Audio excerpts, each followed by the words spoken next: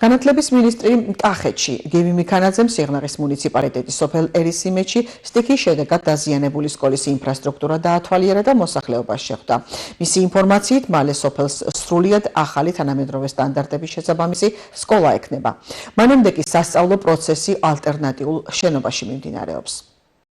გავაცანით მიმდინარე რეფორმები, განსაკუთრებით სასკოლო და უმაღლესი განათლების მიმართულებით და ამომწურავად ვისაუბრეთ იმაზე, თუ რაოდენ მნიშვნელოვანი არის მშობლების მეტი აქტიური ჩართულობა სასკოლო ცხოვრებაში. ადამიანები, რომლებთანაც ჩვენ შეხვედრა გვქონდა, მიესალმებიან იმ მნიშვნელოვან ძირეულ რეფორმებს, რომელიც ქვეყანაში დაანონსდა, რომელიც უკვე განხორციელების სტადიაშია და ძალიან იმედიანად უყურებენ ამ რეფორმების სამომავლო შედეგებს. ჩვენ დღეს ასევე ვესტუმრეთ სიღნაღის მუნიციპალიტეტის სოფელ ერისიმეთს, სადაც აჭარის მაღალმთიანი რეგიონიდან ჩასახლებული ეკომიგრანტები ცხოვრობენ, რომლებიც საქართველოს სასაზღვრო სოფელში ამაგრებენ ჩვენს ტერიტორიას და ისინი იქ ეწევიან სხვადასხვა საქმიანობას.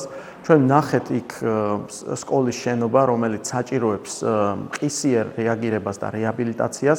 ეს შენობა ჩასმული გვაქვს პირველ პრიორიტეტში და უახლოეს პერიოდში ინფრასტრუქტურის სამინისტროსთან კოორდინირებული თანამშრომლობით უნდა მოხდეს ამ მშენებლობის დაწყება. Ქონდა მნიშვნელოვანი შეხვედრა დედოფლის წყაროს და სიღნაღის რაიონის საშუალო სკოლების მოსწავლეთა მშობლებთან. შეხვედრაზე განვიხილეთ განათლების რეფორმის მიმდინარე საკითხები.